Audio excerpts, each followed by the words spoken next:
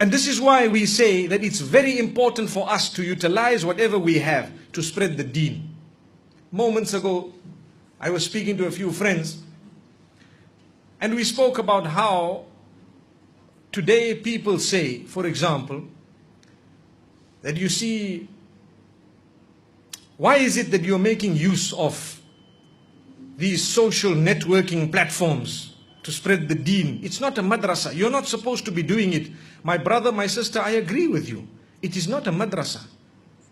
But have you ever gone to see the statistics of how many Muslims are on there?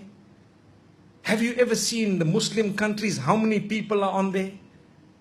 And they refuse to come for Jumu'ah. They don't go to any madrasa. They don't have any dose of any form of spiritual words besides that which comes on the social media. So we are left with no option but to get up and save them through that.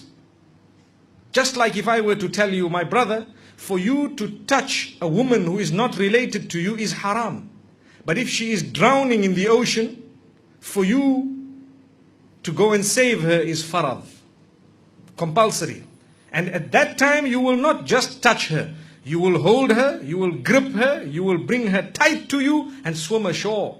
And her husband will probably say, Jazakallah khair. Why? It's farad. I see the youngsters smiling, waiting for the day.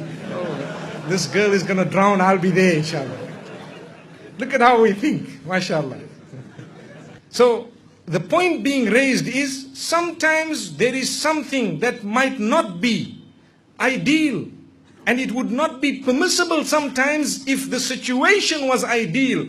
But when we are drowning, and there are very few people who actually know the extent of the drowning of the masses, then we are sometimes faced with the better of the two evils. And we are forced to engage in something. Like I said, if I were to ask you today, how many of you utilize social networking? I think if we would have to word the question the other way around, how many of you do not utilize social networking, we'll get very few hands up. Very few. One community, I asked them, how many of you do not utilize social networking? Nobody put their hands up.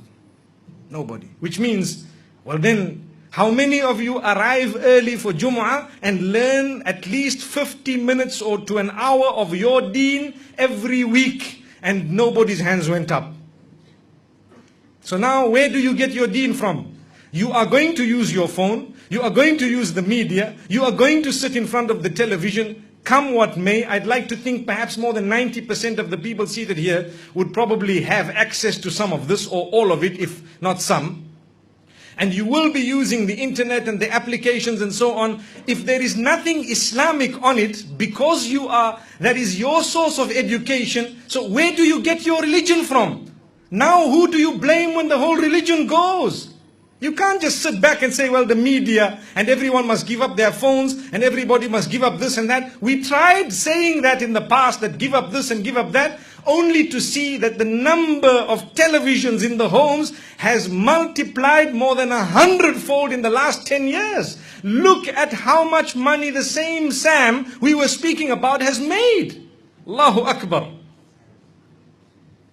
May Allah subhanahu wa ta'ala grant us goodness. May He open our eyes. So if we are going to use everything, then it forces people like us to look further and to say, okay brother, we will not use it as a social networking tool, for example, or a television as in creating a movie and so on, and entertaining people just like that. But educating people solely for the pleasure of Allah, to increase their iman, because that is the only outlet that they actually have made use of to this particular day or in this particular time.